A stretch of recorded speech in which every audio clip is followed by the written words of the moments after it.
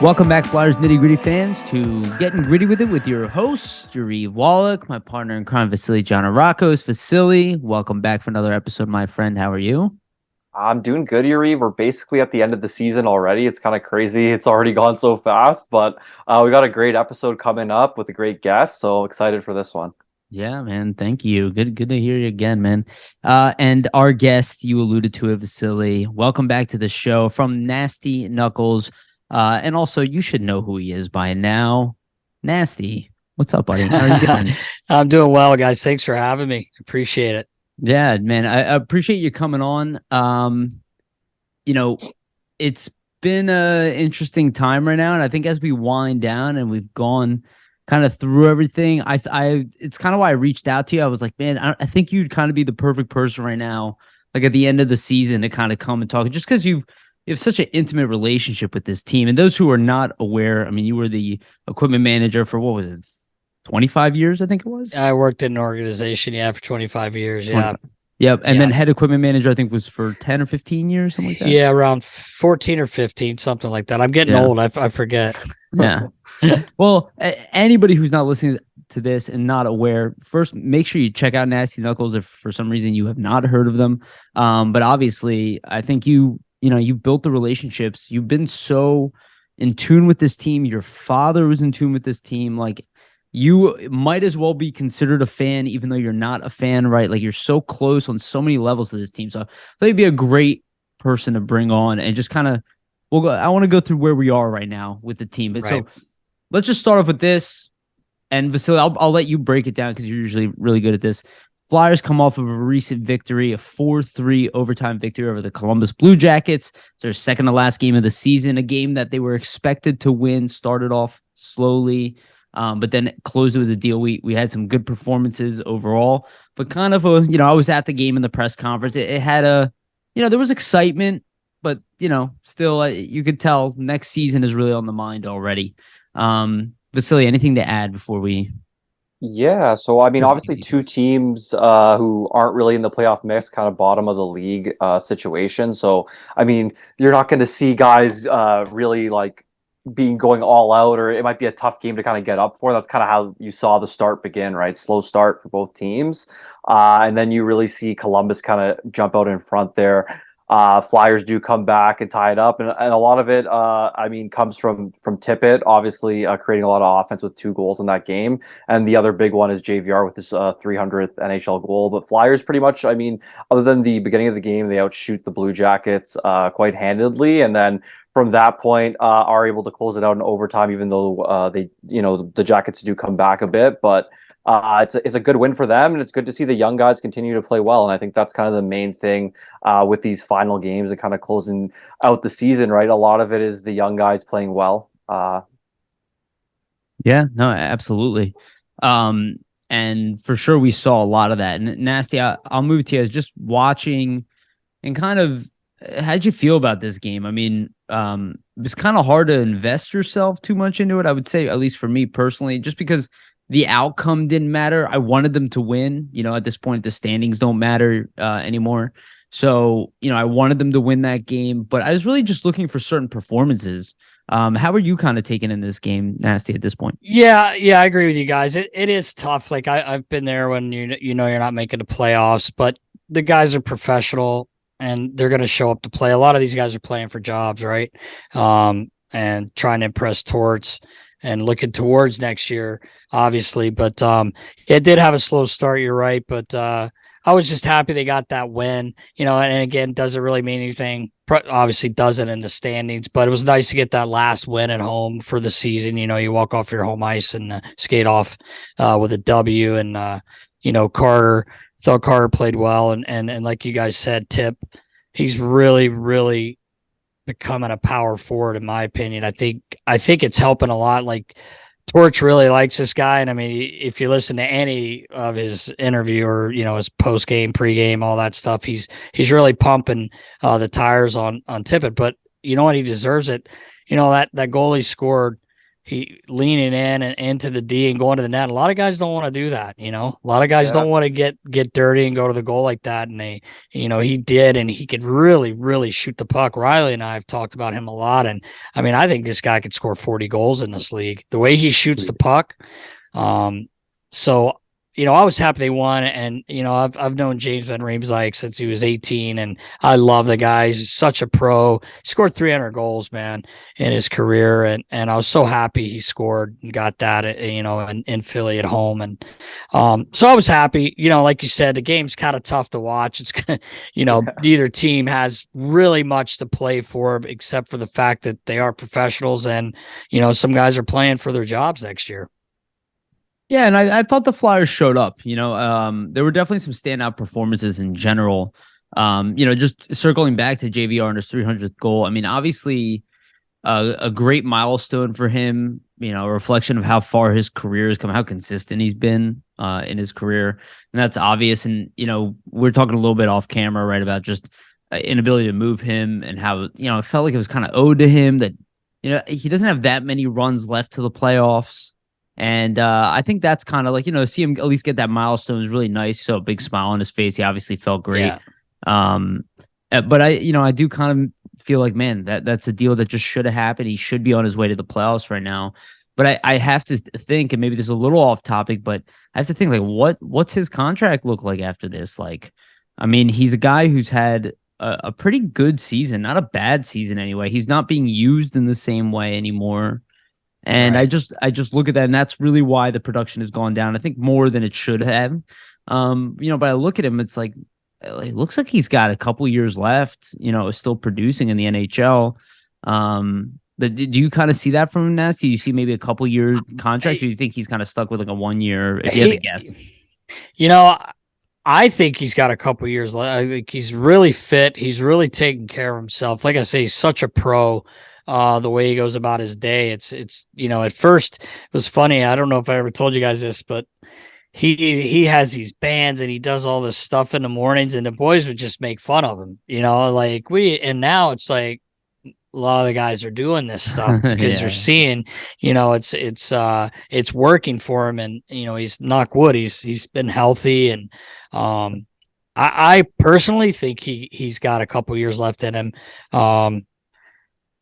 He's a really smart player. I don't think he gets enough credit because, like you brought up a great point. Like, he's not really getting used the way that James should be used. Like, you can't throw him on the fourth line and expect him to do anything, right? Like, let's be honest. On a really good team, that's in the playoffs, man, you're telling me you wouldn't want to, on your second unit, you don't want to throw him in front of the net. He's got pretty good mitts, but that's my opinion. A lot of people want to disagree with that, but everybody's entitled to their opinion. I do think, to answer your question, he's got something left in the tank. Be interesting to see what he gets, how good his agent is, and see if there's any teams that grab him right away, like when free agency. I could see that. Vasili? Yeah, we'll definitely know what the market was, right? Like, the whole thing was Fletcher had a tough time kind of trading him, and I think UFA will be telling, because if he goes the first day, it kind of shows a lot of teams did actually want him, right? So I think it wouldn't be surprising for me to see a lot of teams add him, just because, he's played a lot of years in the league. He's been productive in a lot of those years. Like, if you really look at it, there hasn't been many seasons in the league where he hasn't had 20 goals, and even this season, like, he's played 60 games. He has, 12 goals, but he's missed a ton of games with an injury. So even if he would have played, let's say, the full season, I do think, like, he would probably be close to that range of the 20. So it'll be interesting to see what he gets based off of that. Obviously, a bit of a down year, but, like, I definitely think there's going to be teams that are interested to add him, just so you have a guy on that power play and who's, like, been around and could be a mentor for a lot of the younger guys and is, like, a real pro and still can actually, like, produce for you as well. So yeah, I could see a team, like, just an example, like Tampa Bay, just like, hey, we want to still be competitive. He's going to be out there. Maybe we can get him on a 1 year contract. Even we would try, and then hope that you could re-sign him again. But like you said, he has the experience, the size, the game, the endurance to still hold up. And, maybe that's going to be James's opportunity to win a cup. Because that's kind of how I'm thinking about it for him. I know he's made his money, I'm not saying he shouldn't get paid, but, maybe try to target a Stanley Cup here, there are a few teams that maybe could use a third line left winger, second unit power play, just to fill in with a bunch of really good guys where maybe your numbers even go right back up just because you're playing, you have a legitimate top nine that's like, not building and like, building their system. It's kind of, you just fit in and play the role, and he's already a veteran, doesn't really need to learn much. Right. That's what I'm hoping for him. Yeah, me too. He's a great guy. He's such a classy person. He, wish the best for him. Yeah, absolutely. And it comes off, you can, if you're paying attention to the team, you can see how professional he is, and you can see why he's considered a leader on this team. So next guy that I want to bring up, Joel Farabee, in particular, he's been having really strong games of late. Again, I think it's going a little under the radar just because he had that struggle, which again, if you listen to our podcast, Nasty, we've been saying it over and over again, we anticipated this just because of the surgery. Right. Like we already kind of expected this. So when we hear people like kind of saying, oh, what, we got to fix this, we got to find out. I'm like, the fact that you didn't know this was coming is more confusing to me than what's going on. And I can appreciate that Tortorella, he says all the time, I don't want it getting in their head, right? He doesn't let them use the excuse. He's like, oh, you convinced them you're tired, right? Like he's trying to play those mind games and all that. But I really think Farabee, now that he's clearly kind of catching up, he's going to get an off season. But even without the off season so far, I think he's kind of getting back to where he was now. Looks really strong, and you can see it in the minutes. He's playing very similar minutes to Noah Cates now, even defensively, offensively, and he's producing at a higher clip. And, obviously, we can talk about all the young guys here, but Farabee in particular, I just think has looked really good. What do you think, Derek? Yeah, I love Bees Nuts. That's what I call it, Beezer. Bees Nuts. But I really like him, and I couldn't agree with you more. Like, you got to remember what he's coming. He was recovering from the pretty serious surgery, and I love his game. I love the way he's played. He's a very competitive kid. It's easy when your team's losing, and you guys know it's Philly. Like people are gonna, they're crapping on him, and but he has late he's played a lot better. And Torch has been really hard on him too. Like I talked to Bees quite a bit, and but that's Torch. He wants to get the best out of everyone. He's hard on him, and he's hard on Frosty too. But I think Frosty's another one of those young guys that is kind of showing that he's got a lot of skill, and he's only going to get better. And you got to remember too, Frosty's been hurt, man.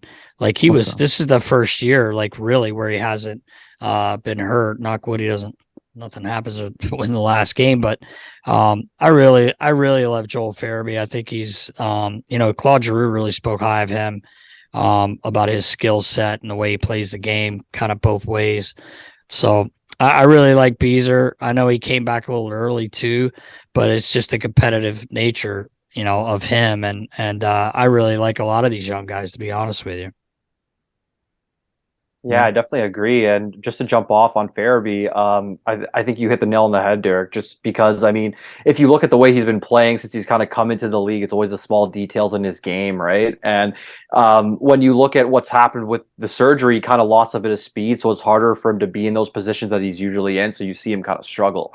And I think obviously with a surgery like that, when it's, a herniated disc like that, and it's only, two other people that have ever done the surgery in the NHL, it's going to be a bit of a recovery. So I think, the fact that he kind of started slow shouldn't be a surprise to anybody. Right. And he's obviously turned it on the second half too, right? And even with coming back from that injury, still 15 goals on the season, not too bad, like almost at a 20-goal season, recovering from that. So I think it just speaks to the fact that probably going forward, as he gets stronger, gets a real off season next season, he's going to probably bounce back and have a bounce back next year.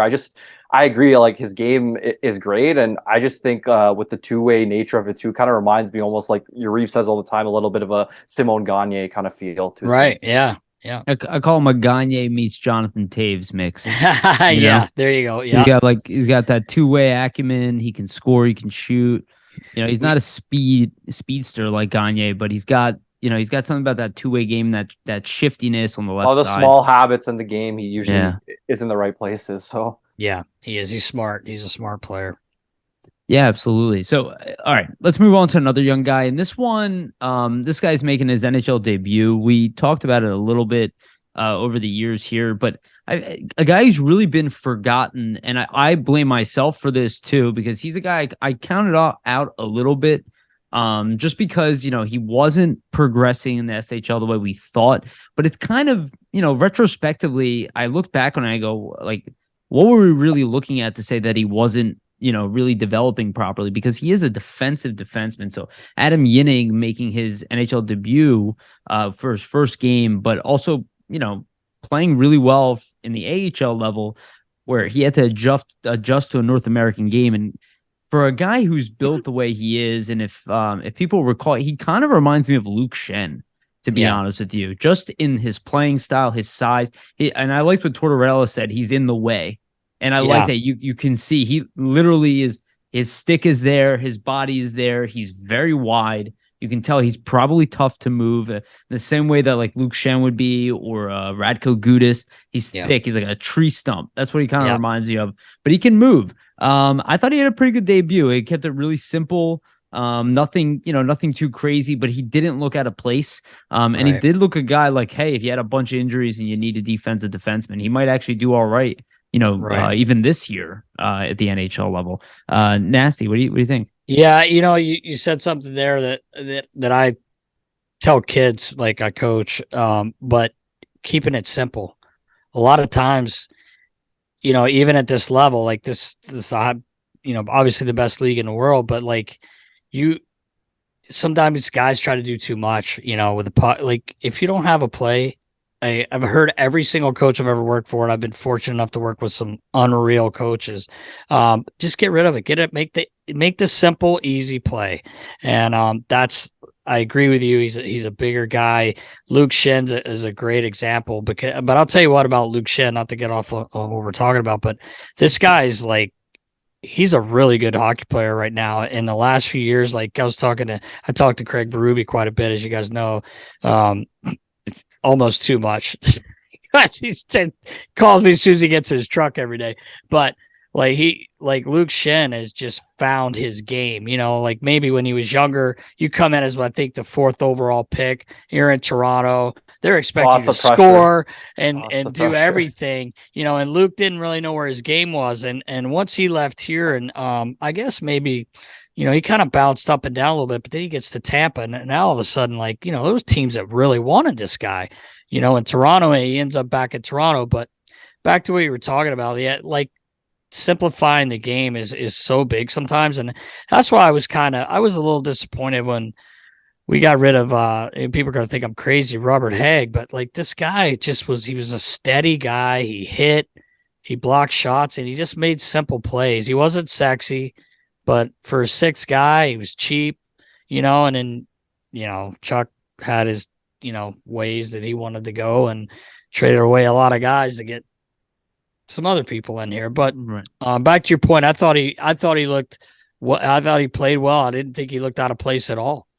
Yeah, I think that's a great comparison, actually, Nasty, with Hag. Just because, both Swedish defensemen, but obviously like big guys, big body, and kind of play a similar game, and are going to be in a similar like defensive defenseman role. And I think if you look at the stat line for Hag Ginning scored yesterday, last night, by the way. I just want to did say. he really? Interesting. Yeah. That's funny. I didn't know that, but Ginning, he had 2 hits, 2 blocks, and he played about 17 minutes last night. So it just shows like the coaching staff obviously giving him a chance. And I think I like the fact that they're going to bring him up and give him a shot to play. Obviously, that's the reason they want to bring him up, is to get a look at him. But sometimes you have coaches that aren't always going to give a guy that amount of minutes in his first NHL game. So it's good to see like him playing well and adapting well and doing things, the simple way, kind of like we're stating, got him some more usage there. But I think definitely like a bottom pair guy in the future, we could probably see that for sure, right? And even potentially more. You never know what's going to happen, obviously. So and that's why actually I want to. That's kind of a perfect way to end that statement. I want to bring it back around to something Derek talked about, because so the next topic here is Ivan Provorov, and I want to talk about Luke Shen for a second, because I think what you said is extremely important. Because I feel, to be honest with you, Nasty, I feel like a crazy person a lot of times. I feel like I'm an old man. I'm only 35 years old, but like I feel like a crazy person, because I know the attitude of Philadelphia, and I know like the impatience and the aggressiveness, and I know the first overall picks, and I get all that. But like when I see players developing, I'm like, and I see guys in their mid-20s, like I'm not even thinking about them as developed players. And when you talk about like Luke Shen finding his game at 28, 29, I go, yeah, that makes sense. I go, he's a defensive defenseman. It's a really tough role. He's not like this high skill guy who's zipping around guys. That means he has to play to a level of perfection and a level of physicality that is very hard to achieve in your early 20s. It's like, I just like look at that and I go, yeah, that makes sense. And that's where I kind of like pivot to Ivan Provorov now, where I look at Ivan Provorov. I'm not going to pretend like I have an inside source of anything. And obviously, Nasty, I know you know Provorov very well, so you would have a better idea of what's going on behind the scenes than I would. But, I look at a guy like that, and I talked to him a little bit in the locker room this year. And I was talking to him, I was like, I think he's the backbone of this defense. I still believe that. And I look at a guy who's 25. He puts up a couple assists last night.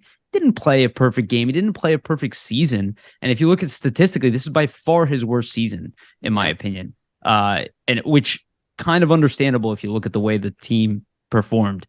But I look at a guy and I go, now we're like at this point where most likely he's going to figure it out, elevate his game, and then ride into that 28, 29, 30, 31, 32, where you have like those years of his prime. And we're going to miss out on that. But that's kind of what I saw. And I think last night is 2 assists and obviously setting up the overtime goal. He is the backbone of this defense. And there's talks about him leaving. I don't know. I don't know exactly what to feel about that. Again, I can be okay with anything. But he's just not somebody I look to move personally. Unless he wants to leave. And that's a whole different conversation. I don't think he wants to leave. I think, again, I think people say, oh, here's this first round pick. You remember when he was 19 playing here and he was the top D man. I mean, he was all came in basically at 19. And, the year we had Niskanen, I was still with the team. We're halfway through the year. And they just clicked, those two. And everyone loved Provy. So Niski retires. You're having trouble finding someone for him to play with. And I don't want to say none of the guys were good enough to play with him, but Niski was probably a top pair. He simplified the game, but he was a little bit better than people thought, offensively as well. But they just played so well together.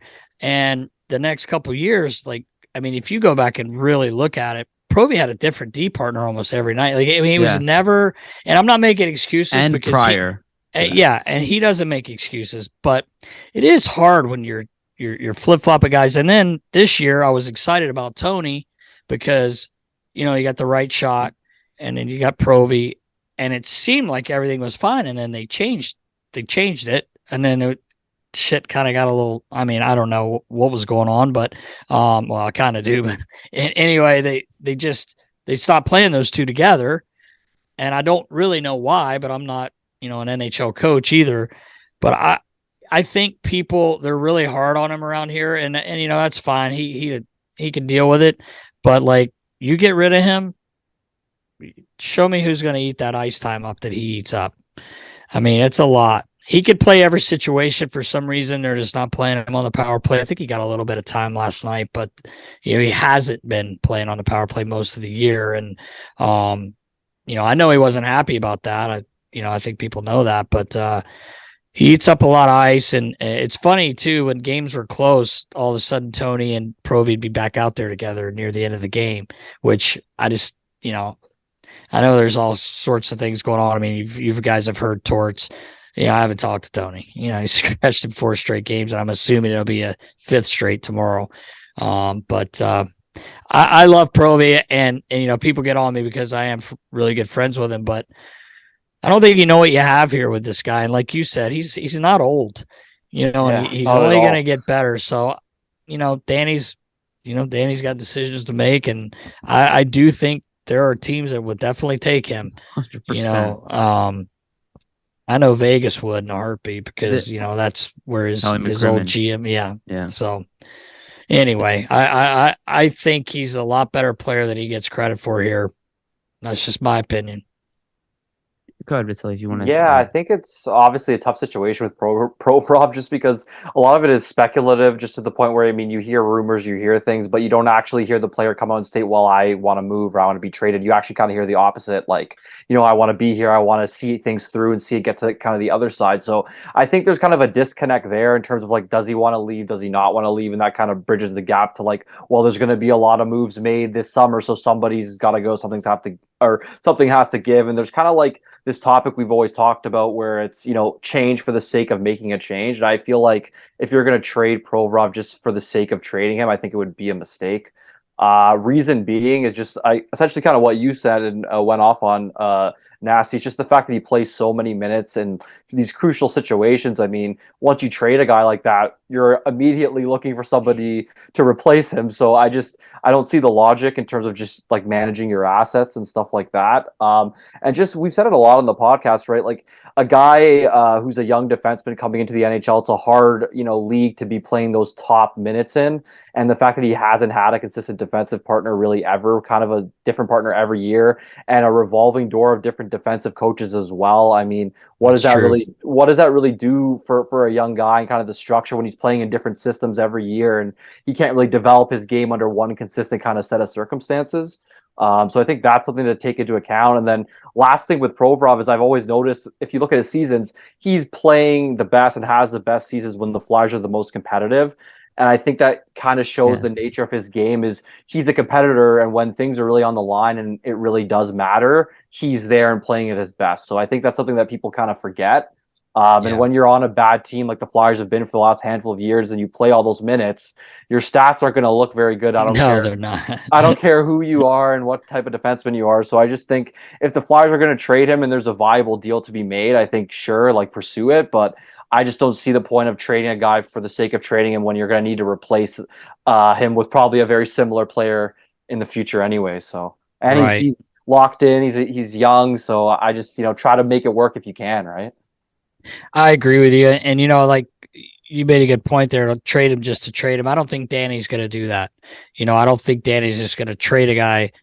He's going to do his due diligence on whatever he's, I'm sure he's going to get offers because, there's talks all the time. But even at the deadline, like I was over at his house the day before and I'm like, what do you think? And, what do you think's going to happen? And he's like, I don't think it'll be now. He goes, if they get rid of me, it might be in the summer, but that was with Chuck being there. Yeah. So, I know Provi really likes Danny and all the guys really do. So we'll see what happens. You're right. I wouldn't trade him just to trade him, but if you actually can do something that's going to help this team moving forward, you got to do what you got to do. Yeah, you got to keep the options open, right? Like, not everybody's untouchable, but like you're saying, if there's no deal, you don't want to force it. I don't think. Right. I agree. Yeah, and I also think that there's this kind of illusion that you're going to get this package in return that's going to fix all your problems. It's just, it could solve another one. Like, it's an asset swap, It's not necessarily like a win. Like, I never thought we'd get to this point with Provorov. I'll be honest with you. But I didn't either. But it's crazy. Here's the thing that confuses me the most, Eric. And again, I don't have sources. I don't really want sources, to be honest. It doesn't really matter to me. But I'm just evaluating the team, okay? If I am in charge and I look at the way the team is playing and they're using him, again, he plays almost 27 minutes last night. He is always like 95% of the time the most used defenseman. His role has not changed. He is the only defenseman of this team that has not been benched a single game. Outside, if he didn't lose his power play time, quite frankly, he could be playing 27 to 30 minutes a night, which is predictably why they did that, to be honest with you, especially because the power play is not good anyway. Yeah. But I look at that, I go, I just don't see the evidence. I understand what the possibility is always there, but I do think it's a lot of this is like people are really desperate for change and they're like, we want a big impact trade. So that means the biggest value we have, we need to move it now because we're going to magically get a top 5 pick and then we're going to get a superstar. And then, but I feel like it's kind of like wishful thinking where like the only real way to fix this is to take what you have, get the most out of it. And if you trade it, don't trade it at its lowest value or when it's a struggle. I don't know. And again, you can do that once or twice, but this is if I hated anything about Chuck Fletcher, it drove me nuts how he traded. I hated his trades. Outside of the Niskanen and even the Giroux trade, I hated because you could have had it all. You could have had Giroux and Tippett and the first. If you didn't destroy that relationship, which you obviously did. Sorry, it's obvious to me that he did. I just look at that stuff. I go, this stuff wouldn't have happened under Snyder. It drives me insane that I see this stuff. I go, these are relationship problems. These inability to win trades tells me that you're constantly put into a corner. I don't want that anymore. I don't want to see anything like that. And the idea of moving Provorov, who clearly is the only guy who can play this role at this point on this team, that is a situation where you're like, okay, either you're fire sale tanking, right? That's what you're telling me, or you just don't have choices. You're not creative enough. You don't have any options, and your only option is to move your best defenseman. And I'm just like, that's pretty weak. The best teams don't seem to do that stuff. And I don't know about that, Derek. No, I didn't mean to interrupt you. I was just going to say you made the word creative. That was not ever the case there. With the opposite, really. Yeah, like it was never. There was zero creativity. That's a great way to put it. But yeah, and like little things that I think sometimes people don't think about it, and it's not like life or death, but like Provy, if you watch the majority of he's in the D every time there's a face-off in the defensive end, he's there, and he's not very many. Yeah. He's not in the offensive zone very often for face-offs, which it's hard. It's good, right? It's hard. Like everybody wants him to have all these points. He wants points too. Trust me, he wants to jump into play, and I know at some point there they were trying to hold him back a little bit. I don't want to say hold him back, but pick and choose your times, which I think he does that well anyway. He's a pretty intelligent hockey player. But like that does kind of matter if you're taking almost every, you're in the defensive zone every time the puck's dropped. I mean, you have to get out of and make a clean exit every single time, which is pretty tough, obviously. And you're not winning the face-off. Yeah, and again, I'm not making excuses for him, and he would never do it either. But it is something there. We were talking about that the other day. I'm like, God, he doesn't even get an offensive. He's never an offensive end when we get a draw. But anyway, I hope he doesn't go anywhere because I think there's still an upside for him. He's still young. It's not like we're talking about a 32-year-old defenseman. No. Like he works his butt off and he cares. I still see him as a potential number one defenseman. I don't really care what anybody else says. I don't really care about any of that stuff. Oh, I see the potential as well, and I just think too, like you gotta look at it, right? Like you see young defensemen come in like a Quinn Hughes, like a Bakar, and they kind of tear the league up. And I mean, not to say that Provorov's on the level of those guys or anything like that, but a lot of the time, not that guy. No, he's not that guy. Yeah, exactly. Not that offensive. No, he's a completely different player. But I mean, like a lot of guys don't always come in and they're not ripping it up constantly right away, right? Like sometimes it's a progression and it's a natural progression of the game. And I think for a guy who's playing more in the defensive zone, more on the defensive side of things, like in the NHL, you usually see those guys grow into those roles around that age, like 26, 27, 28, and start playing their best hockey. So right. Yes. I think he's kind of around the corner from that. So if you're going to move him right before it, almost a bit of a mistake. Right. And you know what happens every time we get rid of a guy. Yeah. You know what's going to happen. You know it. Look, people have this like fantasy about him as if he's like, oh, I always say he's a number 3, number 4. I roll my eyes when I hear that stuff. Okay. I understand he hasn't lived up to your expectations.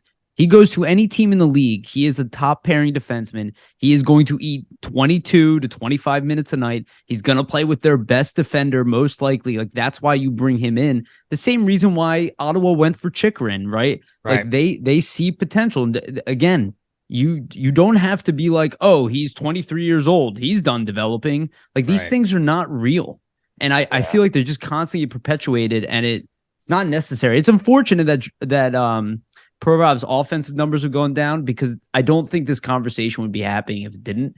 And if you look at previous, and he did have his best season with Niskanen, undoubtedly. But he also had 2 really damn good seasons prior to that. One, his second season in the league where he had 17 goals, leading the league at even strength. And then another season playing with Shane Gostisbehere, who again I love, but wasn't a great defensively.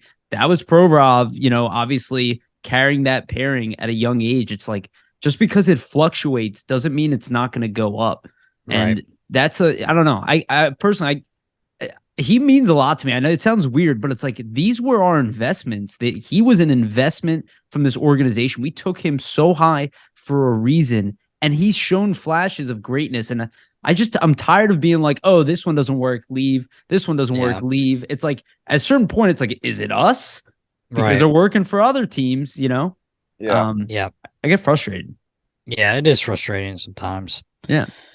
So, okay. So the Flyers have been kind of, rolling through the season. The season's ending right now. We're about one game away.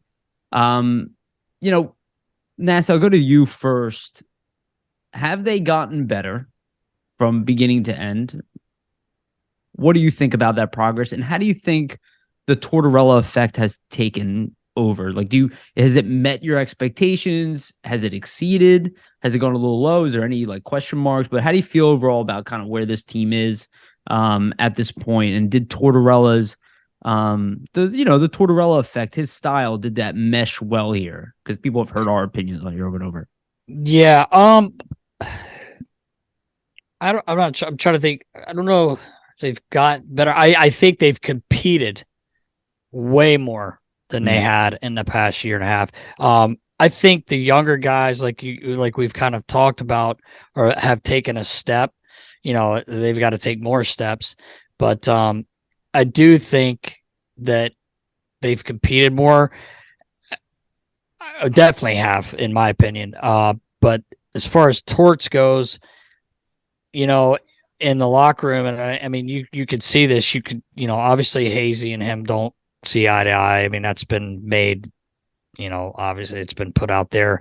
And there's some other players that, he has butted heads with, but that's Torts. And you basically have to live with it or learn to deal with it, or you might not be here. Because I think, I'm not sure, definitely with Chuck, whatever Torch is saying is going to happen, because Chuck just is, I don't want to say afraid, but he didn't want anything to do with that sort of, confrontation with anyone really. But I like Torch. Like, I've worked with him like 3 or 4 times, and I know what he wants. He's hard. He tells you the hard things that some coaches won't tell you these days. He's still old school. I definitely think he has him competing more. Also with Torch, he loves that. He likes if he says something to you and you come back at him and then you want to have a meeting, he loves that shit. And, he had that with Beezer this year, where Beezer went in and they talked, and next night Beezer's on the power play again, and he likes that sort of thing. And it's hard to say, because I'm not in there obviously every day, and I don't want to say anything out of line like the players have said, but I like Torts. I think he'll be back, and I think they're getting better. I do. I think he's going to make them get better. I don't think Torts knew exactly. He said this a couple weeks ago. He didn't understand. He knew there was some issues, but he didn't know how many issues. And even outside of the guys' locker room, there's issues that he feels like need to be dealt with. I don't know if you guys saw that interview. You may have been there. I kind of think I know what he was talking about, but there are things in there. Are you allowed to tell us what you think he's talking about? I just think when he's talking about outside of their hallway, down the hallway, I think he means upstairs. Yeah.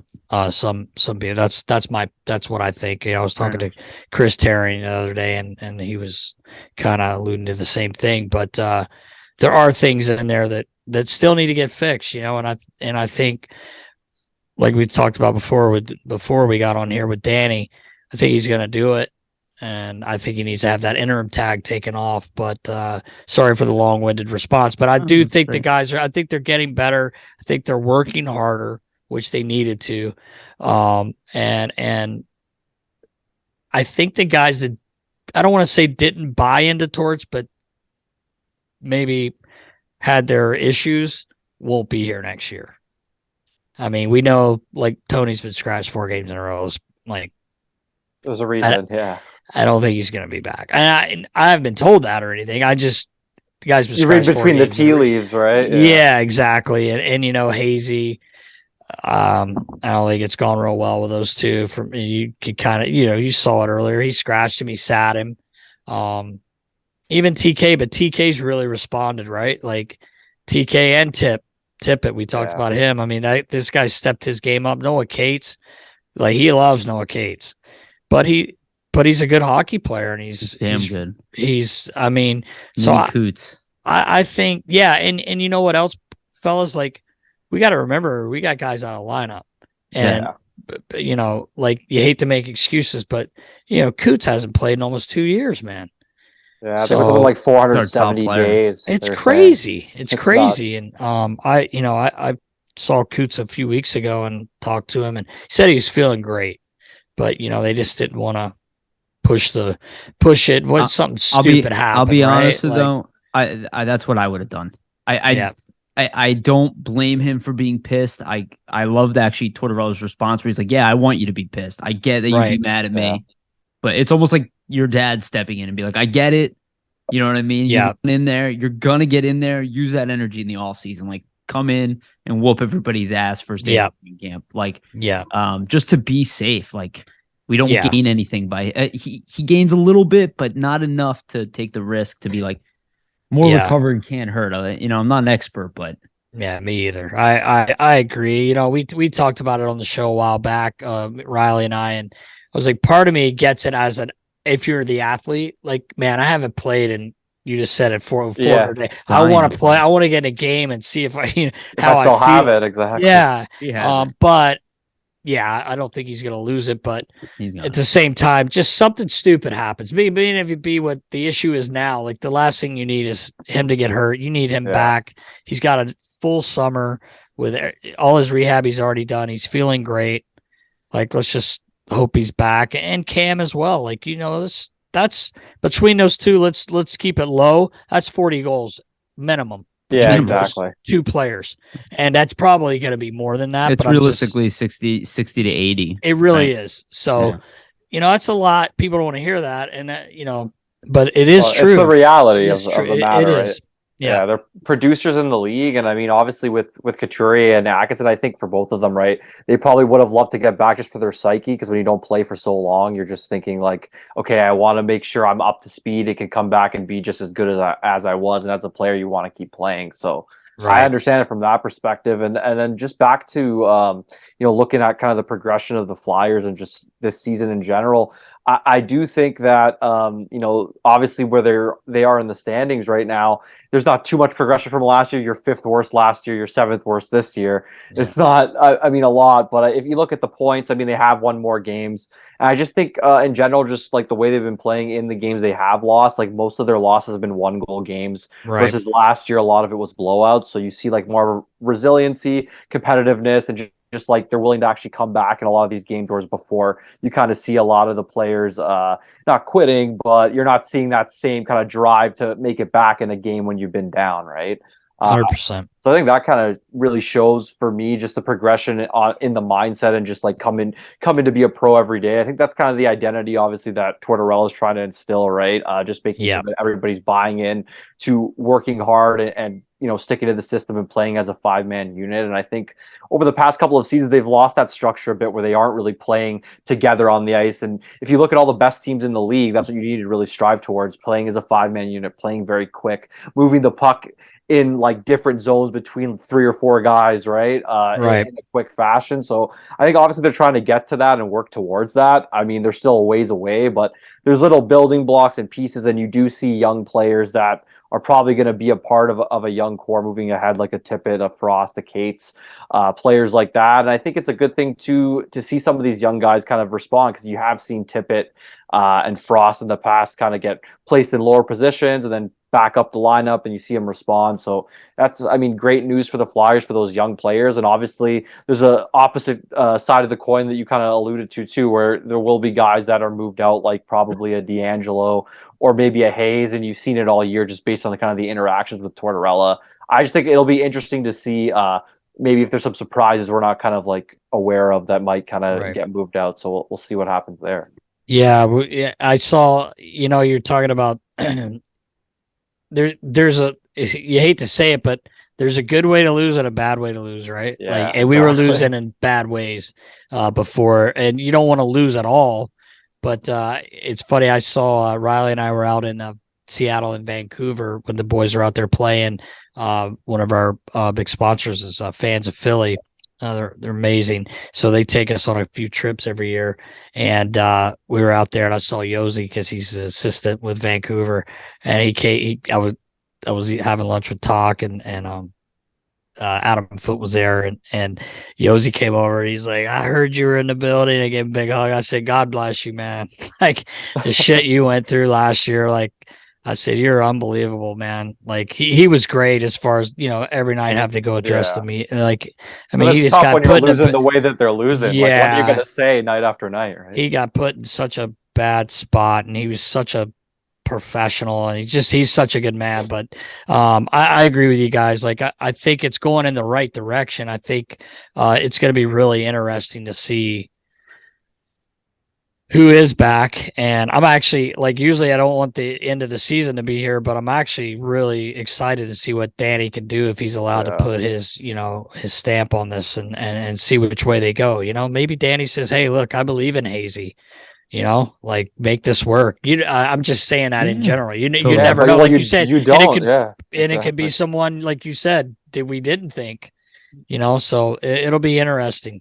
It'll be interesting. Not everything's always laid out, right? Like, I feel like as a general manager, like if you're making moves, at the NHL level, like you can't telegraph everything. So just because you see it doesn't always mean like it's always going to be that way. So it'll be interesting for sure.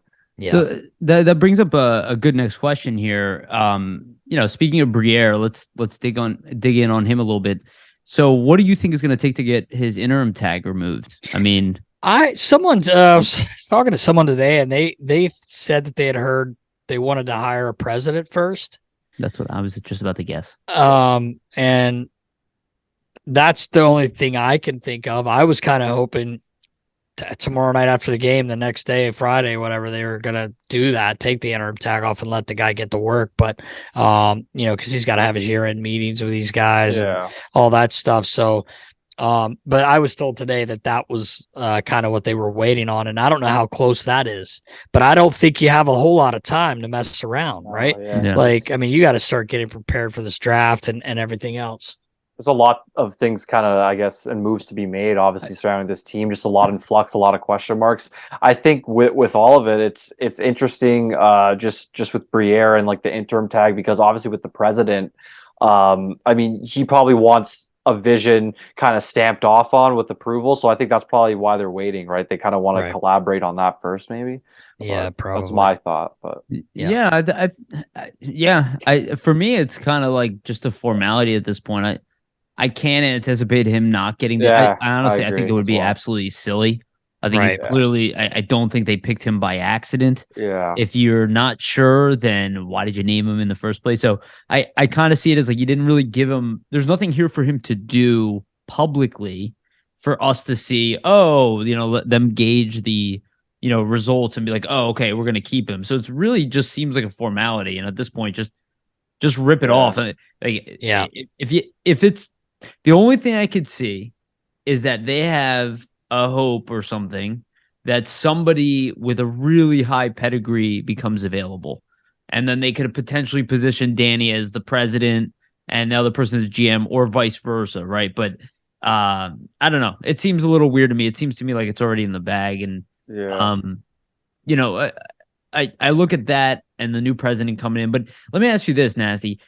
What do you, and you told us a little bit, obviously off camera, but, say what you can say, but how do you anticipate that Briere will kind of go about this? Do you have any like gut instincts, knowing him personally, like, and again, you don't have to give us specifics on players or anything like that, right? But just the tone, is his team going to reflect the way he played? Like, do you anticipate stuff like that? I think that, like we, like you said, we talked about how he played, like, he wasn't a very big guy, but he played big. He scored his goals in the dirty areas. and he was just such a hardworking guy.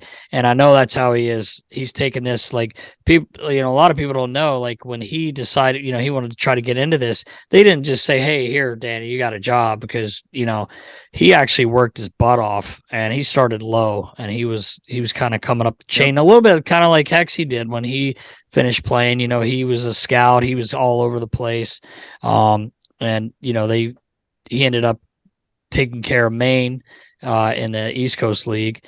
But I think Danny's like very smart, and I think one of you guys said earlier, like, he hasn't been too far removed from the game, and he loves hockey, he loves the game.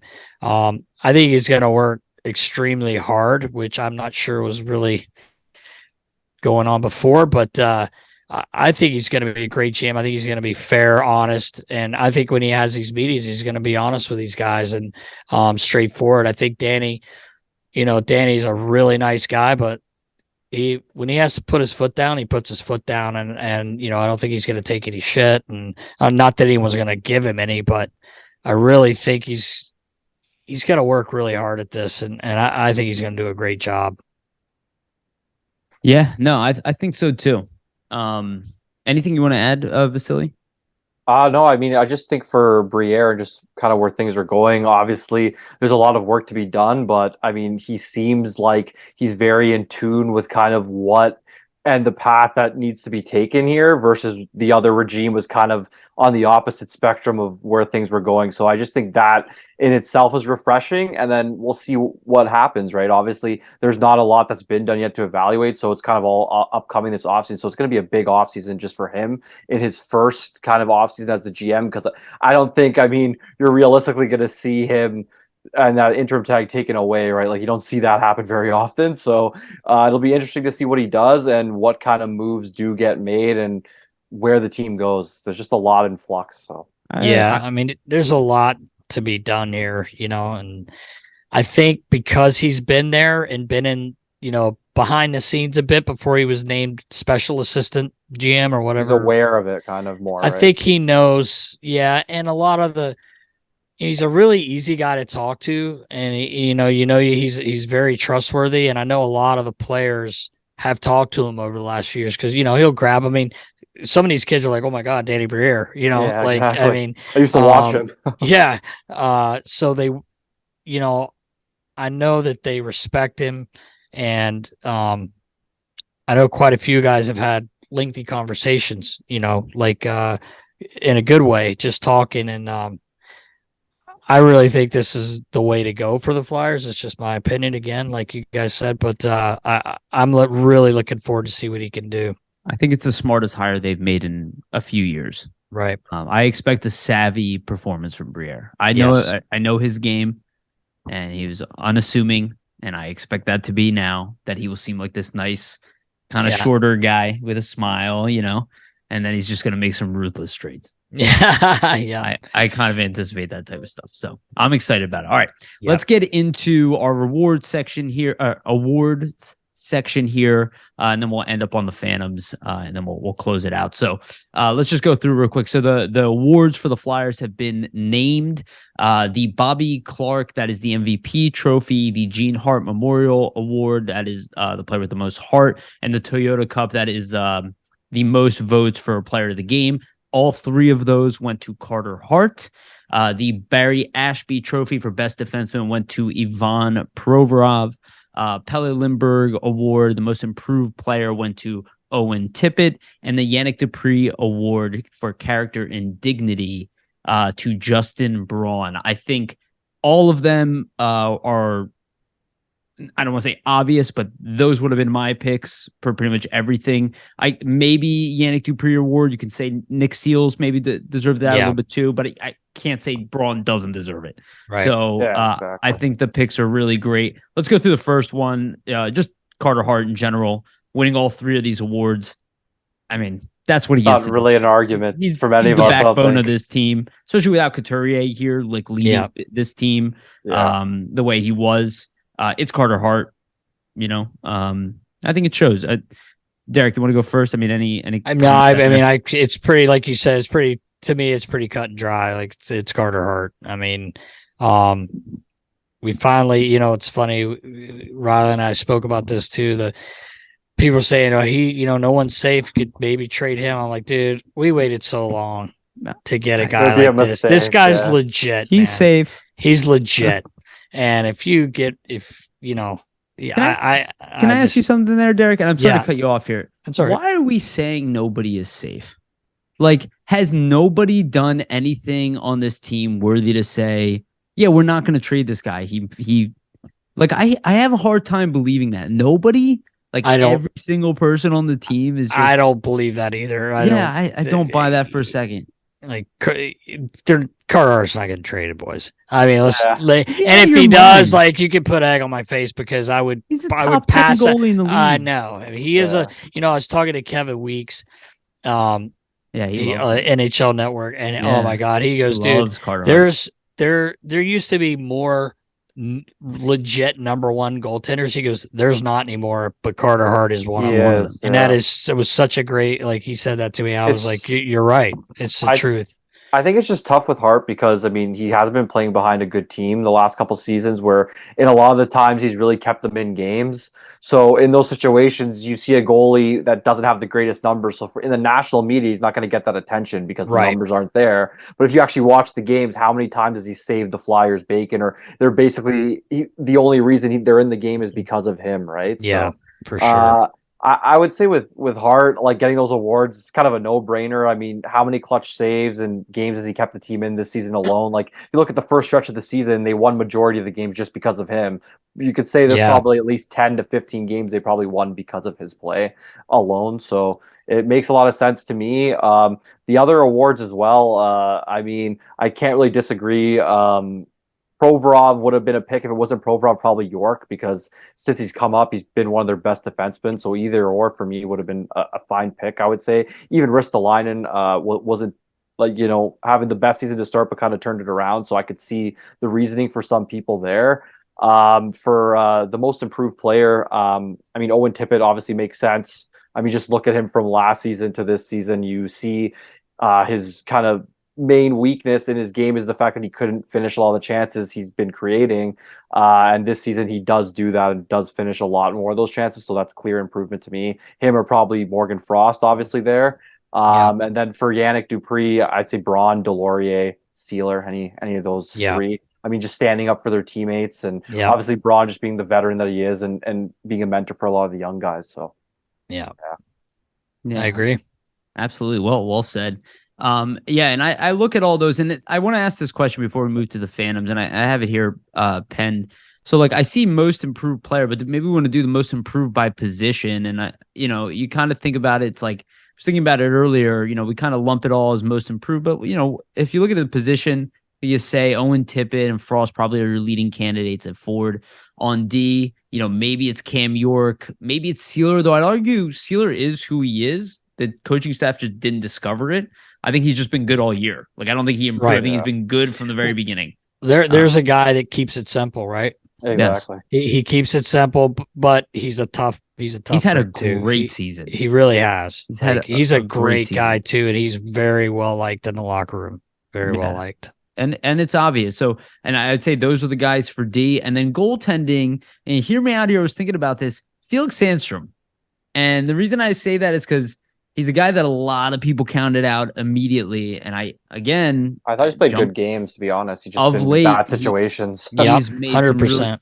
And even now, he's still been in bad situations, but has fared better. Yeah. He's done what Tortorella asked of him, and he's gotten the game times here. Even though Ersan still awesome, you know what I mean? It's Sandstrom fought back, and he took his time back, and I love that. I don't want down to two goalies. I want three, four, five. I want five great goalies. Well, you guys remember the second to last year we had 9 goalies. Yeah, remember that? You never know. Show? Even none of them were good enough. Well, they were saying on the broadcast just the other night, right? Columbus has gone through 8 this season. So have they? Wow. Yeah, it can happen, right? To a team, you never know. Year.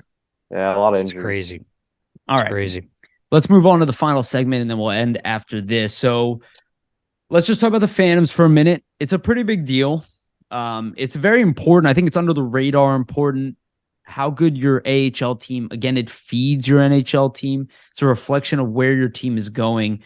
And look, I don't love what Chuck Fletcher did this year. I don't even know if I can give him all the credit, but he did get the Phantoms at least in a better position. He brought in some better players. I think the young guys coming in really saved him with that talent. And that's the most exciting thing about the Phantoms is they're being led by youth. Even Adam Brooks and Maruti, neither one of those guys are old. They're both in their mid-20s. Like, they're not like age veterans. This is a team led by youth. They're looking good. They just lost tonight. I think they just lost 6-4 in a tough game, but they're in the playoffs. They got 2 games left after this. Yeah, they already clinched, so they're in, and this is huge. And Derek, I'm going to go to you first. You've been with that org. You've seen that. You've been through these times. I think a lot of people hear it, but like, what is that kind of impact for these guys to go through that, to go through an AHL playoffs, which probably the closest a lot of these guys are going to be to the NHL this year, the level of intensity and talent and the strive to win. What do you think they're going to get out of it? And do you think they have a chance to win? You know what? It's so important for these young guys to get to play in the playoffs. I mean, I think it's huge for them in their development as well, because even the younger guys, like you said, they're still playing against men, like in the American Hockey League, they're men, and the playoffs are a different animal in any league. You guys know what it's like. We're all excited next few days, we're going to start the playoffs, and what kind of hockey you're going to get. It's the same way in the American League. It's a great league. I'm so happy for Lappy, because he works, that guy, there's no one who works harder than him. And he was so pumped when they clinched. We were texting back and forth, and he was like, "It's hard, man. It's so hard to do." And I said, "I know, man. I'm so happy for you." But unfortunately, I haven't got to watch a lot of them. I've watched them a couple times on TV, but I do follow their wins and their losses. But back to your question, it's so important for these guys, and it's such good experience too, because I don't know if they can win it, but they've got a pretty good goalie, and anytime you're in the playoffs, you get a hot goalie, you got a chance. Yeah, you never know. That's what I was thinking. Yeah, you have a chance, and it's nice that some of these guys that have gotten to come up and play are going to get their lineup. You have to turn in to the league, I guess. The names you're going to have. So I think he's got a shot. Anybody does, really. Like, we proved that in 2010. We snuck into the playoffs and lost in the finals. But I'm super pumped for those guys, and it's going to be huge. You learn so much playing in the playoffs, and you see how hard it is. The guys know. So I'm excited to see what happens. I'm actually going to go to a couple. I'm going to take Elvis to a couple games here once they start.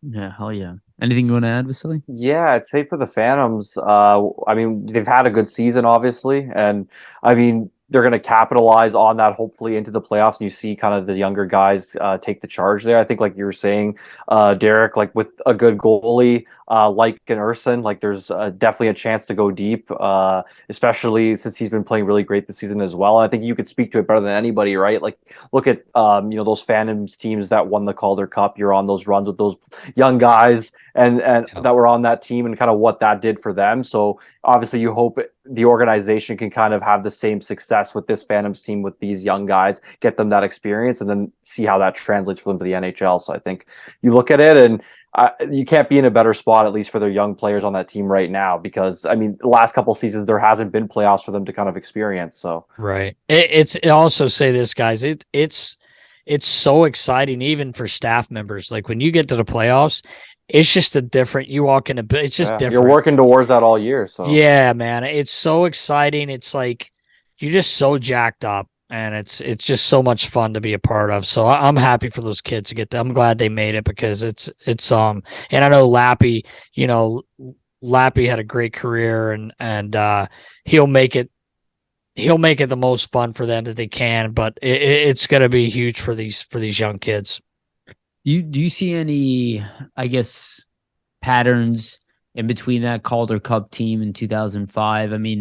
just like reading off some of the names, and I assume people listening to this might not know this, but just I'll name some of the big ones. Patrick Sharp was on that team. It's crazy to think about. He was a rookie that year. Yeah, Todd Fedoric, Mike Richards, Riley Cote, RJ Umberger. Again, I'm just going through the NHL guys. Josh Gratton, if those who remember him.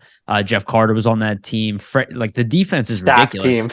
Well, the defense is ridiculous. Randy Jones. Randy Jones, Freddie Meyer, Alex Picard, all NHL players. Dennis Seidenberg, who was a great NHL player. Yoni Pitkinen, who was a great NHL player. And then John Slaney, who's only one of the best AHL defensemen of all time. You know what's funny is you named all those guys that played. I mean, John Slanes did play in NHL a bit. Yeah. These other guys played in NHL, for a while. He was probably our best defenseman. Yeah. You know what I mean? He was a man. He was a grown man, but all those guys were so good. But he was probably our best defenseman. You know what I mean? Like, that's how good he was. But that team, that might have been probably one of the best. Well, the league that year was just the American League. So it was like all these teams. Yeah, because the lockout, right? They're unbelievable. Exactly. Like there's other guys too. Like I can't think off the top of my head. I mean, John Sim played quite a bit in the NHL. Yeah, he wasn't really a young guy though, but that team, wow. I mean, it was crazy. Yan Yem, we called him Yan Yem. He's got. I feel like scored. He scored. I feel like we always laugh because he seemed like he scored every game.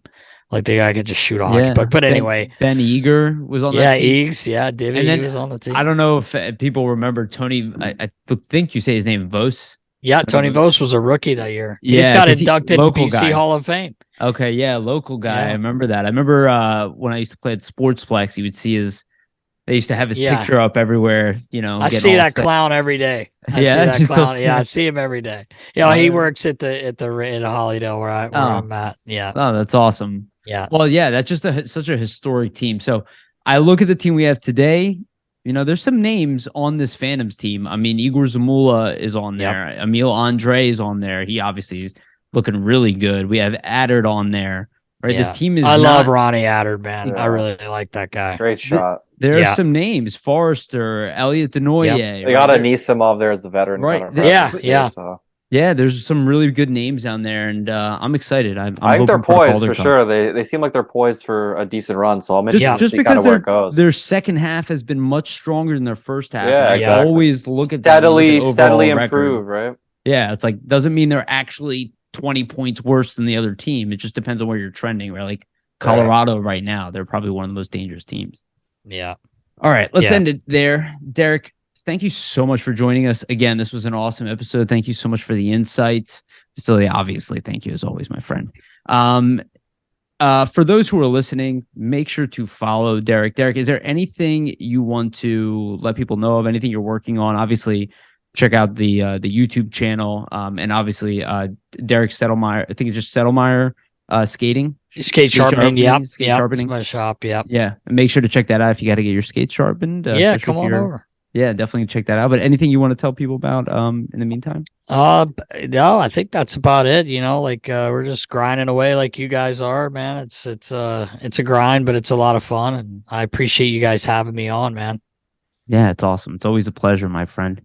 Vasili, again, thank you so much. Anything you want to chime in before we add here? Just thanks to Nasty for joining us, and awesome episode. And I mean, always watching Nasty Knuckles. So excited for what you guys have coming up. Oh, thank you, man. Yeah, thank you, guys. I always say you guys are the Joe Rogan of our local. You bring on all the athletes. You get you get the real talk.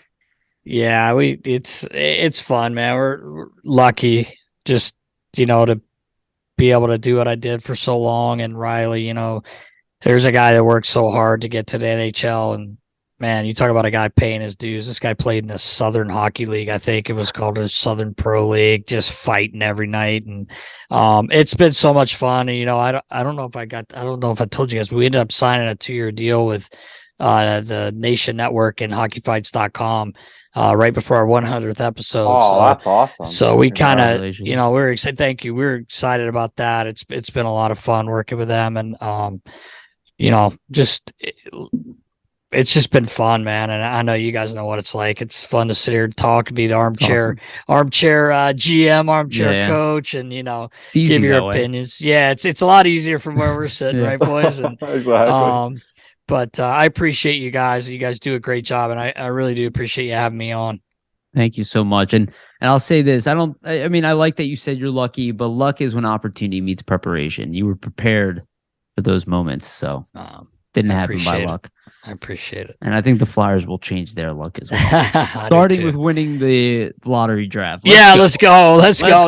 Lucky number 7. We joked around a few weeks ago. We were talking on hey, you never know, man. That's what I said. I said, Riggs. I feel it in my heart. Because he's like, Riles was saying something about, there's a lot of work to be done, blah, blah. I said, what do you do if you get that ball, though? And he goes, well, things change drastically. Immediately. All of a sudden, your free agent line is like down the street. Who wants to come play with the betters there? Exactly. Who wants a career contract? Yeah, exactly. So hopefully, hey, you never know, man. Dude, lucky number 7. It's also, right. I mean, this is kind of a weird thing, but Ed Snyder, 7 years since passing. We got the 7 pick. He nailed it in last night. I was like, I can feel it. Yeah. Oh, gods. Danny Briere's there. Yeah. Rob's going to stay now. Everybody's going to be happy. Yeah. That's what I want. I hope so, man. That would be the best. Me too, man. I'm just trying to be positive. Love it. Yeah. All right. Thank you, everybody. Thank you so much for listening. Please like, subscribe, comment, share. Please go leave us a rating on anything, but Spotify, iTunes, everything. It's a humongous help to us.